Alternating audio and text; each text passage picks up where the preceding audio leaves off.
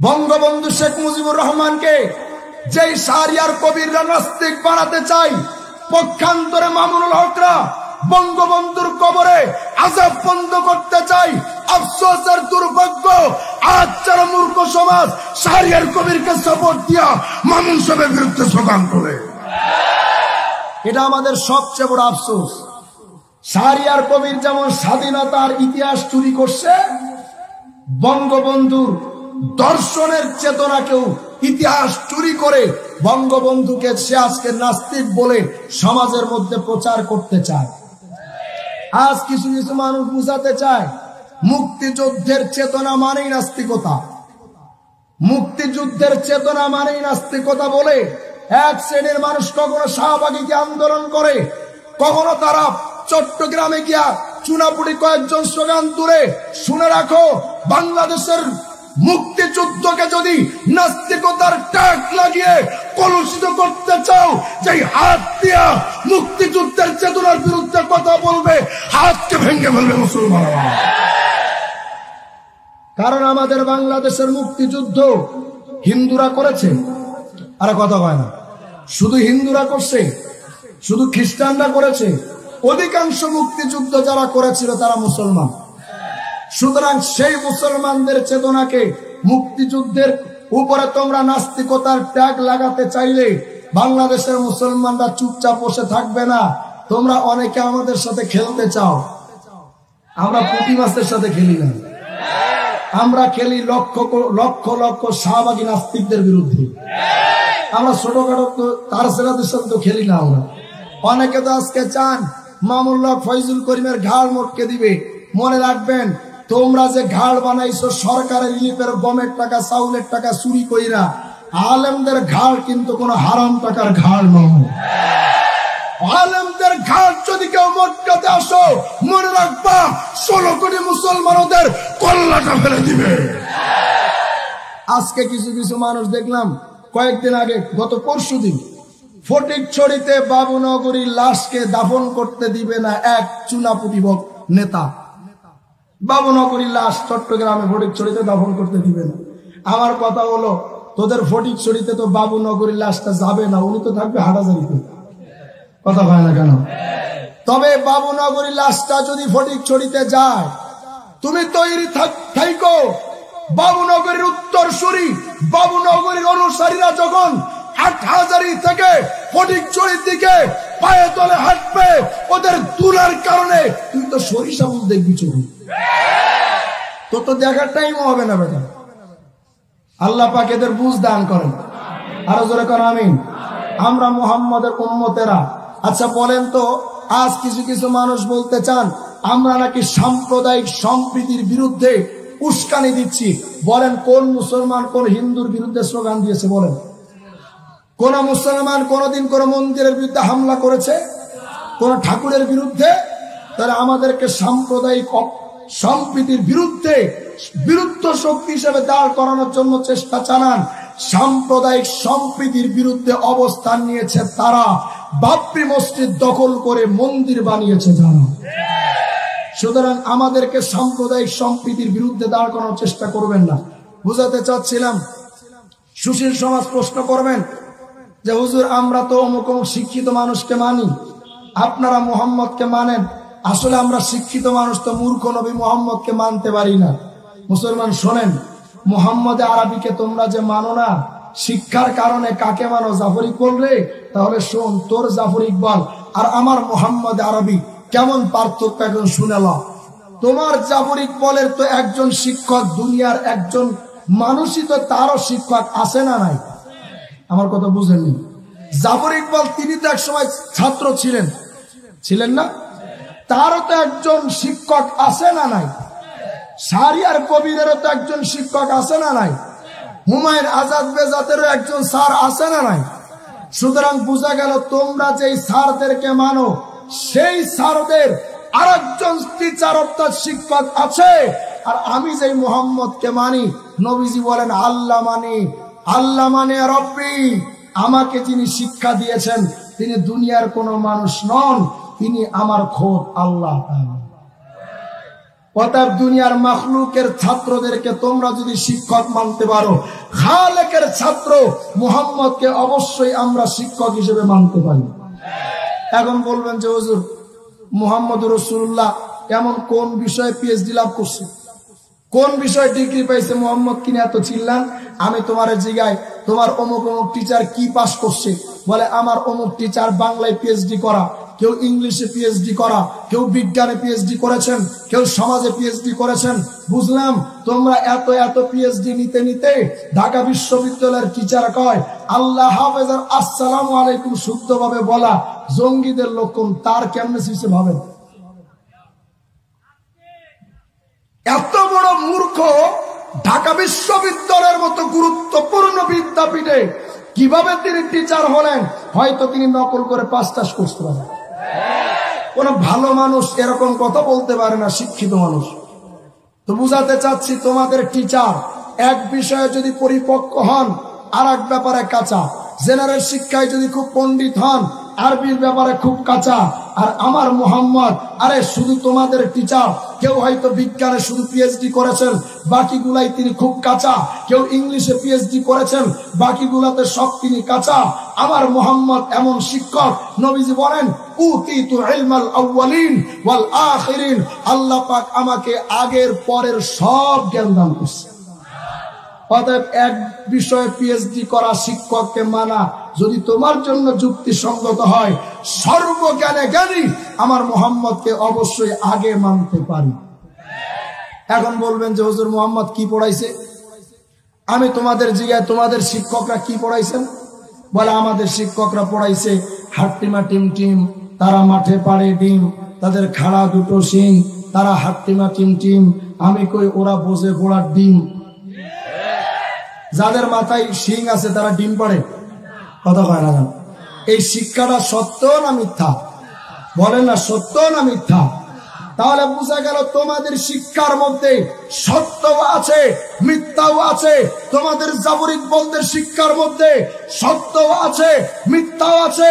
মুহাম্মদের শিক্ষা দালিকাল কিতাব লা রাইবা ফি, মুহাম্মদের শিক্ষার মধ্যে মিথ্যা দূরের কথা, কোন সন্দেহের অবকাশ নাই। অতএব সত্য মিথ্যার মিশ্রিত শিক্ষার শিক্ষককে মানা যদি তোমার জন্য যুক্তিসঙ্গত হয়, একমাত্র শর্তের বার্তাবাহক মুহাম্মদের শিক্ষাকে মেনে নিয়া মুহাম্মদকে শিক্ষক হিসেবে অবশ্যই আগে মানা দরকার। এখন বলবেন যে হুজুর মুহাম্মদ কোন দেশের ডিগ্রি পাইছে? আমাদের অমুক স্যার তো অমুক অমুক দেশের ডিগ্রি পাইছে। আপনার মুহাম্মদ কি কোন দেশের ডিগ্রি পাইছে? আমি জিজ্ঞাই, তোমার স্যারেরা কোন দেশের ডিগ্রি পাইছেন? বলে আমেরিকার ডিগ্রি, লন্ডনের ডিগ্রি, জাপানের ডিগ্রি, তারপরে চীনের ডিগ্রি, আবার গরুর মুখ খাওয়া দেশ হিন্দুস্তান, ইন্ডিয়ার ডিগ্রি। ওই দেশের ডিগ্রি পায়া বড় বড় ফুটানি মারাও। তাহলে শোনো, আমার মুহাম্মদ কোন দেশের ডিগ্রি পাইছেন? তোমার শিক্ষক হইতে আমেরিকার ডিগ্রি পাইছেন, লন্ডনের ডিগ্রি পাইছেন, ইন্ডিয়ার ডিগ্রি পাইছেন। আর আমার মুহাম্মদ ডিগ্রি পেয়েছেন সুবহানাল্লাযী আসরা বিআবদিহি লাইলাম মিনাল মাসজিদিল হারাম ইলাল মাসজিদিল আকসা। আমার মুহাম্মদ দুনিয়ার ডিগ্রি নেন নাই, দুনিয়ার ডিগ্রি প্রয়োজন পড়ে নাই। আমার মুহাম্মদ ডিগ্রি পাইছে আরশে আজিমের ডিগ্রি। দুনিয়ার ডিগ্রিধারী শিক্ষকদের মানা তোমাদের জন্য যদি যুক্তিসঙ্গত হয়, আরশে আজিমের ডিগ্রিধারী মুহাম্মদকে অবশ্যই আগে মানা দরকার। এখন বিজ্ঞানের ছাত্ররা কয় হুজুর বুঝলাম আপনি অনেক শিক্ষার বিরুদ্ধে কথা কইলেন, আপনার মুহাম্মদ সব থেকে বড়, কিন্তু আমরা তো হুজুর বুয়েটে পড়ি, আমরা তো বিজ্ঞান চর্চা করি, আমরা বিজ্ঞান চর্চা করতে করতে চান্দির চুল খালি করে লাইছি। এখন এমন অবস্থা বিজ্ঞান পড়তে পড়তে এখন তারা দাবি করে বসছেন আল্লাহ বলতে কিছু নাই, যা দেখা যায় না তা বিশ্বাস করা যায় না। আচ্ছা, আমার কিছুদিন আগে এক নাস্তিক আমার প্রশ্ন করছে, রিজওয়ান রফিকি কন আল্লাহ যে একজন আছে এটা বিশ্বাস করি কেমনে, মুহাম্মদ তো মিছা কথা কইতে পারে। আমি বললাম ভাই আপনি মাইন্ড করেন না, ডোন্ট মাইন্ড। আমি একটা প্রশ্ন করি, আপনি কি আসলে হালাল জাদা নাকি টাটকা ফরমালিন মুক্ত হারাম জাদা? দূর হুজুর, এটা কোনো কথা? আপনারা হুজুররা আসলে কোনো শিক্ষা দীক্ষা জানেন না, আপনারা ভদ্রতা তদ্রতা কিচ্ছু বুঝেন না। আপনি আমার জন্ম নিয়ে প্রশ্ন করলেন, আপনি আমাকে হারামজাদা বলছেন। আমি বললাম ভাই, আমি তো আপনাকে হারামজাদা এখনো বলি নাই, কিন্তু যদি আপনি চান তো আপনাকে আমি হারামজাদা বানাতেও পারি। বলে কেমনে বানাবেন? আমি বললাম যদি আমি একটা প্রশ্ন করি উত্তর দিয়েন। আপনাদের নাস্তিক এবং বামপন্থী মুক্ত মনাদের কথা হলো, ছেলে আর মেয়ে যদি কোনো আকাম কুকাম করে বিয়ে শাদী ছাড়া, আপনারা কি বলেন? বলে কোনো অসুবিধা নাই। কেন? বলে আমাদের তসলিমা ভাবি কইছে যে আমার দেহ আমি দেব, যারে খুশি তারে দেব। আমি কইলাম তোর দেহটা তুই কুত্তারে গিফট দে, অসুবিধা নাই দেখ। তা আমি বললাম তার মানে আপনি কি বুঝাতে চান? বলে একজন প্রাপ্তবয়স্ক ছেলে আর একজন প্রাপ্তবয়স্ক মেয়ে যদি তারা তাদের যৌবনের স্বাধীনতা নিয়ে আবাসিক হোটেলে 1 ঘন্টা টাইম কাটা আকাম কুকাম করে, আপনারা মোল্লারা এটার স্বাধীনতা কেড়ে নেওয়ার কে আপনারা? বললাম আচ্ছা, আমার তো কথা এটাই।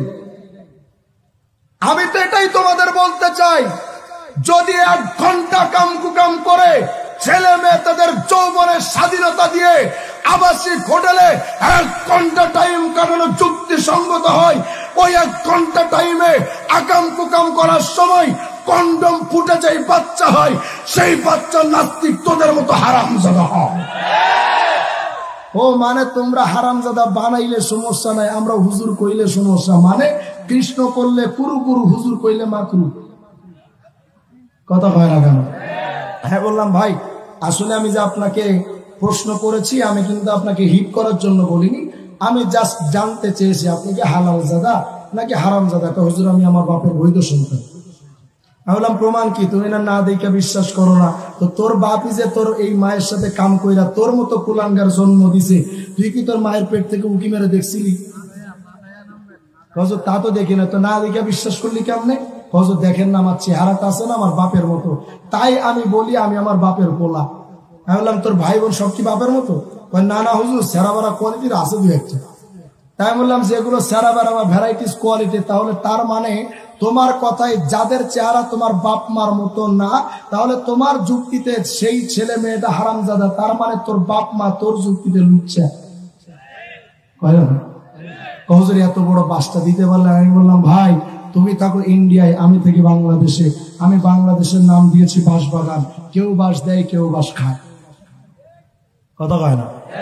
বিএনপি আওয়ামী লীগের বাঁশ দেয়, আওয়ামী লীগ বিএনপির বাঁশ দেয়। এই বাঁশ কুঞ্চির লড়াই আমার দেশ গেছে রসাতলে।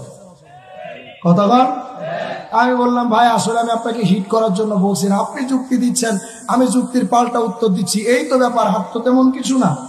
কজের আসলে বিষয়টা কি, এই যুক্তি টুক্তি দিয়ে মুক্তি হবে না বুঝছি, এই যুক্তি টুক্তি বাদ দেন।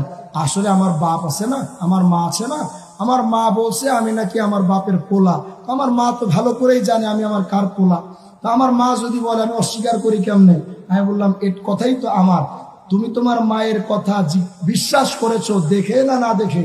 বলে না দেখা। তো তোমার মা কি সাধারণ মানুষ নাকি মহান মানুষ? ওই সাধারণ একটা মানুষ। তো সাধারণ একটা মানুষের কথা না দেখে বিশ্বাস করাটা তোমার জন্য যদি যুক্তিসঙ্গত হয়, বিশ্ব মানবতার মুক্তির দূত মহামানব মুহাম্মদের কথা আমিও না দেখে বিশ্বাস করতে পারি, আল্লাহ একজন আছেন, কোন সন্দেহের অবকাশ নেই। এত বড় শিক্ষিত এখন আবুলে আগ করা যায়। মুসলমান সবাই একবার আওয়াজ করে বলেন তো তোমার আমার রব কে?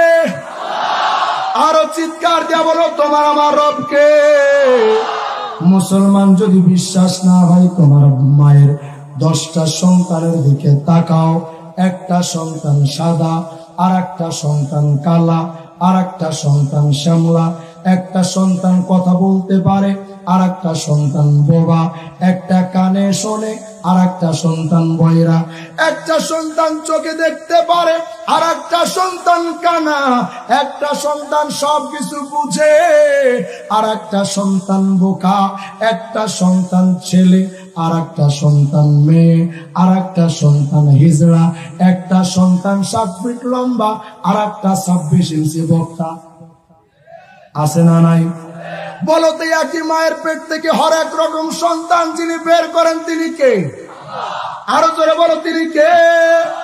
মুসলমান তাকায় দেখো, একজনের চেহারার সাথে আর একজনের চেহারার কোনো মিল নাই, একজনের কণ্ঠের সাথে আর একজনের কণ্ঠের কোনো মিল নাই, একজনের কালারের সাথে আর একজনের কালারের কোনো মিল নাই।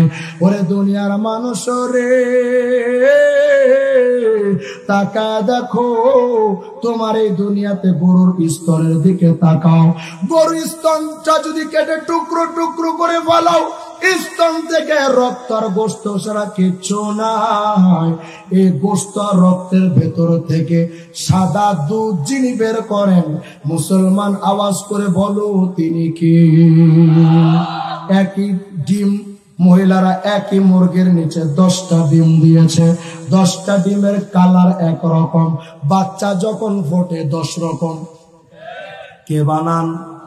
আচ্ছা মানুষ বলো দেখি রাত্র কেন কালো, সূর্য বলো কোথা হতে পাইলো এত আলো, আরে ফুলগুলো নানান রঙের কেমন করে হয়, পাতাগুলো সবুজ বটে ফুলের মতো নয়, দুধ কেন এত সাদা, মরিচ কেন ঝাল, আমগুলো পাকলে বলো কেমনে হয় তা লাল, আবার পশু পাখি কয় না কথা, মানুষ কেন কয়, বলো বলো ওহে মানব সব কেমন করে হয়, ভাবে সবই আমার মহান প্রভুর দান, নত শিরে সেজদা করো ওহে মুসলমান। আরে ডিমগুলো একই রকম, পার্থক্য নয় মোটে, তবে সাদা কালো বাচ্চাগুলো কেমন করে ফোটে। আমরা সবাই বাস করি এই পৃথিবীর অঙ্গে, হাতের লেখা মুখের চেহারা মেলে না কারোর সঙ্গে, আর মেলে না কলমের সই বুড়ি আঙুলের টিপ, প্রমাণ হলো মহান আল্লাহ একজন আছেন ঠিক। আওয়াজ করে বলো তিনি আপনার আমার কে? অনেকে এখন বলবে আল্লাহ যদি একজন থাকে, আল্লাহরে বানাইছে কে? নাস্তিকরা প্রশ্ন করে আল্লাহ যদি থাকে মেনে নিলাম, তা আল্লাহরে বানাইছে কে? আমার কথা হলো আল্লাহরে কে বানাইছে এই প্রশ্ন করার আগে তোমাকে জবাব দিতে হবে আল্লাহ যে একজন আছে এটা তুমি মানছো কিনা। কথা কয় না? তুমি যদি আল্লাহ একজন আছেন এ কথা যদি মানো, তাহলে না পরবর্তী জবাব। নাস্তিকরা এই প্রশ্ন করা মানেই, অর্থাৎ আল্লাহকে কে বানাইছেন এই প্রশ্ন করা মানেই সে মানতে বাধ্য হয়েছে আল্লাহ একজন আছে। কথা কয় না কেন? এখন যখন এরা প্রশ্ন করে যে আল্লাহরে কে বানাইছে, উত্তর একটাই, রোবট চিনেন আপনারা? রোবট। কথা কয় না কেন? আপনারা এত নীরব পাবলিক ভাই, আমি জীবনে এত নীরব পাবলিক দেখিনি। এত স্লো কেন আপনারা? একটা আওয়াজ দিয়ে বলেন তো আল্লাহু আকবার। রোবট চিনেন তো? রোবট, রোবটের মধ্যে আপনি যতটুক চলার শক্তি দিবেন রোবট ততদূর হাঁটতে পারবে, এর বেশি হাঁটা সম্ভব। এই মোবাইলে যতটুক পর্যন্ত আপনি চার্জ দিবেন ততক্ষণ পর্যন্ত মোবাইলটা চলবে। 100% চার্জ দিচ্ছেন, 101% চার্জের সময় চলবে মোবাইল? কথা হয় না। আল্লাহ পাক এই মেধাটা আমাদেরকে দিয়েছেন এতটুকু সীমাবদ্ধতা দিয়া, এর বেশি তোমরা বুঝতে পারবা না। যতটুক সীমাবদ্ধতা আল্লাহ পাক আমাদের দিয়েছেন এর বেশি যতটুক চলার শক্তি রোবটের আবিষ্কারক রোবটকে দিবেন, এর বেশি রোবট যেমন চলতে পারে না। যতটুক মেধা আল্লাহ পাক আমাদেরকে দিয়েছেন ততটুকু বুঝবো। এজন্য আল্লাহ পাক বলেছেন সৃষ্টিরিয়া তাফাক্কারু ফি খালকিল্লাহ ওয়ালা তাফাক্কারু ফিল্লাহ। আরে সৃষ্টি নিয়ে গবেষণা করতে করতে তো টাইম পাবি না, স্রষ্টা নিয়ে ভাববি কখন তুই? কথা কয় না কেন? বিজ্ঞানীরা এখন প্রশ্ন করবে যে হুজুর আমরা তো বিজ্ঞানের ছাত্র, খুব বুদ্ধিজীবী, তা আপনার মোহাম্মদ কি বিজ্ঞান জানতো? আপনি তো বললেন সব ব্যাপারে মোহাম্মদের জ্ঞান আছে, মোহাম্মদ যা পড়াইছে সব সত্য পড়া, আমাদের শিক্ষকদের চেয়ে আপনার মোহাম্মদ অনেক বড় শিক্ষক, আমরা কিন্তু বিজ্ঞানের ছাত্র, আমাদের কাছে কিন্তু কুলাইতে পারবেন না। আচ্ছা তুমি বিজ্ঞানের ছাত্র হিসেবে খুব ফুটানি করো, তো বলো তুমি কাকে মানো? বলে আইনস্টাইনকে মানি, নিউটনকে মানি, ম্যাক্সওয়েলকে মানি, চার্লস ডারউইনকে মানি। চার্লস ডারউইনকে মানা মানে মানুষ আর মানুষ থাকে না, মানুষ জানোয়ার হয়ে যায়।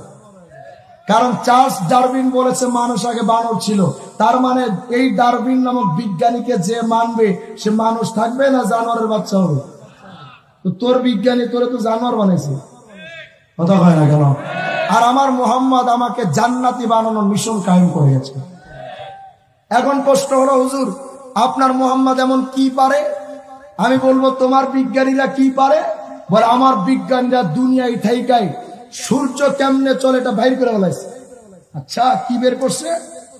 ওনারা রিসার্চ করতে করতে একজন আইসা কয় যে সূর্য কিন্তু দুনিয়াকে লক্ষ্য করে ঘোরে। বিজ্ঞানের ছাত্র যারা আছেন তারা জানেন এই সূর্য আর দুনিয়ার চলার পথ নিয়ে বিশাল এক দ্বন্দ্ব আছে বিজ্ঞান শাস্ত্রে। একজন এসে বললেন সূর্যটা দুনিয়াকে লক্ষ্য করে ঘোরে। এই মতবাদটা 150 বছর চলছে। কয় বছর? 150 বছর। 150 বছর পরে এসে আর একজন বিজ্ঞানী কয় 150 বছর আগে যে বেচারা আসছিল ওই সময় তো প্রযুক্তি ভালো ছিল না, আর ওই বিজ্ঞানীর মাথায় মনে হয় পুষ্টি টুষ্টি কম ছিল, হয়তো মোদির মতো গরু মুখ খাইছিল, ওর মাথাটা তার ঠিক ছিল না। আসলে সূর্যটা দুনিয়াকে লক্ষ্য করে ঘোরে, এটা ভুল কথা, বরং দুনিয়াটা সূর্যকে লক্ষ্য করে ঘোরে। মানে বিষয়টা এমন হয়েছে, লাকুম দিন হুকুম ওয়ালিয়া দিন, বুখারী শরীফের হাদিস। পেছন থেকে একজন কয় দূর তুমি এটা কি কও, এটা বুখারী শরীফের হাদিস না, এটা সূরা বাকারার আয়াত। মানে যে বলছে সেও ভুল, যে ভুল ধরতেছে এটাও ভুল। পরে 50 বছরের মতবাদ চললো যে দুনিয়াকে সূর্যকে লক্ষ্য করে দুনিয়া ঘোরে। এই মারামারিটা দীর্ঘ 200 বছর বিজ্ঞানীরা করছে। 200 বছর পরে এসে আর একজন বিজ্ঞানী সঠিক কথা বলেছে যে দেখো সূর্য আর এই দুনিয়া নিয়ে তোমরা যে রিসার্চ করছো সব ভুল। এগুলো আসলে একটাও শুদ্ধ না। শুদ্ধ কোনটা? বলে সূর্য আপন কক্ষপথে চলে, দুনিয়া তার নিজের মতো চলে। হারে বেটা, এই সামান্য সূর্যের মতো টুটাফাটা একটা জ্ঞান বাইর করতে তোদের 200 বছর রিচার্জ করা লাগে, 1400 বছর অপেক্ষা করা লাগে। আর 1400 বছর আগে আমার মুহাম্মদ তো বলে গেছেন ওয়াশ-শামসু তাজরি লিমুস্তাকাররিন লাহা, সূর্য তার আপন কক্ষপথে চলে। তোমরা যে বিজ্ঞানীদেরকে নিয়ে ফুটানি করো, আমার মুহাম্মদ নামক বিজ্ঞানী যেটা যখন বুঝে তোদের বিজ্ঞানীদের বুঝতে সেটা অন্তত 1400 বছর টাইম লাগে। তাইলে তোমাদের এই বিজ্ঞানীকে নিয়ে যদি তোমরা ফুটাঙ্গিরি করতে পারো, আমার মুহাম্মদকে আমি অবশ্যই মানতে পারি। এখন বলবেন যে হুজুর মুহাম্মদ এমন কি বিজ্ঞান আবিষ্কার করছে একটু কম। আমি বলি তোমার আইনস্টাইন কি করছেন? বলে আইনস্টাইন 3টা মতবাদ দিয়েছেন। আজ আপনারা আকাশপথে চলতে পারছেন, কত সুন্দর ব্যবস্থাপনা আপনাদের হয়েছে। আমার আইনস্টাইন 3টা থিওরি দিয়া বড় দুনিয়াতে বিজ্ঞানের বিপ্লব ঘটিয়ে গেছেন। ও মুসলমান, তোমার আইনস্টাইন কিন্তু শুধু আকাশ পথ চলার ব্যবস্থা করেছেন, দুনিয়ার মানুষ সুন্দরভাবে কিভাবে চলবে সেটা কিন্তু করতে পারে না। কথা পায় না কেন? আকাশ পথের চেয়ে দুনিয়ার চলার গুরুত্ব বেশি। তোমার আইনস্টাইন অমুক তমুক বিজ্ঞানী তারা কিছু কিছু থিওরি দিয়েছেন, কিন্তু বিজ্ঞানের ছাত্র বলো তো আজ পর্যন্ত কোন বিজ্ঞানী কি বলতে পারবেন যে বিজ্ঞানটা পরিপূর্ণ হয়ে গেছে? আমার কথা বুঝেন নাই? বিজ্ঞানটা পরিপূর্ণ হয়ে গেছে এই দাবি কোন বিজ্ঞানী করেছে? বরং সবার দাবি হলো যে না, আরো যত দিন যাবে বিজ্ঞান আরো তত আপডেট হবে।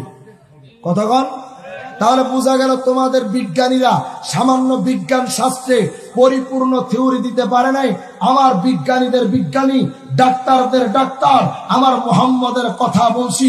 100 লক্ষ সাহাবী বিদায় হজের ভাষণে আল্লাহ রাসূল বললেন, ও আমার সাহাবী, হাল বাল্লাগতুকুম রিসালাতি, একটা মানুষ দো জাহানটা আলোকিত হওয়ার জন্য যে একটা পরিপূর্ণ মতবাদ দরকার, পরিপূর্ণ থিওরি দরকার, যেই থিওরি মানলে নেতা ভালো করে নেতাগিরি করতে পারবে, রাষ্ট্র পরিচালক সুন্দরভাবে রাষ্ট্র পরিচালনা করতে পারবে, একজন স্বামী তার সুন্দরভাবে পরিবার চালাতে পারবে। এক কথায় দো জাহান আলোকিত করার জন্য যে একটা পরিপূর্ণ থিওরি দরকার, ও সাহাবীরা আমি কি রাসূল সেটা পরিপূর্ণ তোমাদের কাছে পৌঁছে দিয়েছি? ক্বালু বালা ইয়া রাসূলুল্লাহ ক্বাদ বাল্লাগতা ওয়া আদাইতা ওয়া নাসাহতা। রাসূল অবশ্যই আপনি পরিপূর্ণ করে গেছেন। অতএব ও মুসলমান, অপরিপূর্ণ থিওরি আবিষ্কারক বিজ্ঞানীদের মানা যদি তোমার জন্য যুক্তিসঙ্গত হয়, পরিপূর্ণ থিওরি আবিষ্কারক মুহাম্মদকে আগে মানা দরকার। এখন বলবেন যে হুজুর মুহাম্মদ নেতা হিসেবে কেমন? আপনার মুহাম্মদ নেতা হিসেবে কেমন ছিলেন বলেন? আমরা তো নেতারা যেদিকে দৌড়াইতে কয় সেদিকে দৌড়ায়।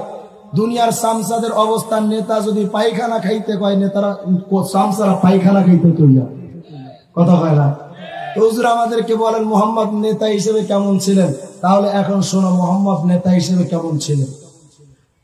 তোমার নেতা তোমাকে নিয়ে রাস্তায় গেছেন মিছিল করবে, ককটেল একটা ফুটাইছে, নেতা লুঙ্গি খুইলা দৌড় দিছে।